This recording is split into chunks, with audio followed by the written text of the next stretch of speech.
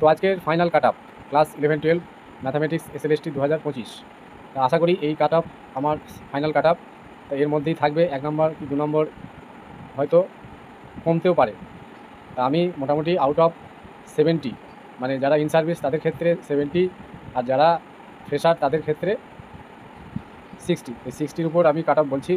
বাকি যে একাডেমিকে 10 নম্বর আছে, তোমরা ওটা 8-10 সবাই পাবে, সেটা নিয়ে আমার কোনো দ্বিমত নেই। যে যেটা পাবে তার উপর খুব একটা ইফেক্ট আসবে না। আজকের কাট আপ হচ্ছে, এই ভিডিওতে আমি বিশেষ যে কারণটা আমি বলবো শেষে, তোমরা দেখো যে আনরিজার্ভদের ক্ষেত্রে 45 আমি মেলদের ক্ষেত্রে ধরছি, ঠিক আছে? কারণ ভ্যাকান্সি তো খুব একটা বেশি নেই, সেই অনুপাতে আনরিজার্ভ 45 কাট আপ যাওয়ার সম্ভাবনা আছে। ফিমেলদের ক্ষেত্রে 42, 42। OBCA মেল 44 কি 45 এরকম একটা হতে পারে। ফিমেলদের ক্ষেত্রে 42।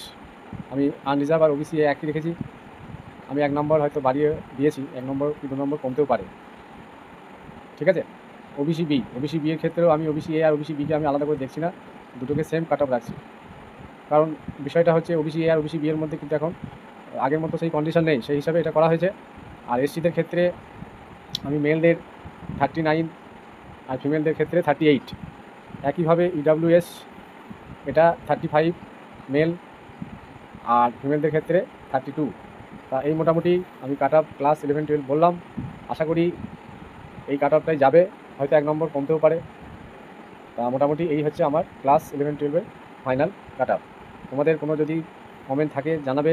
আর এই কাট আপটা করা হয়েছে বিগত ট্রেন্ড, আগের যে ট্রেন্ড সেই ট্রেন্ড এবং কোশ্চেন প্যাটার্ন এবং কোশ্চেনের যে বিশ্লেষণ, সেই সব দিক থেকে পর্যবেক্ষণ করে এই কাট আপটা রাখা হয়েছে।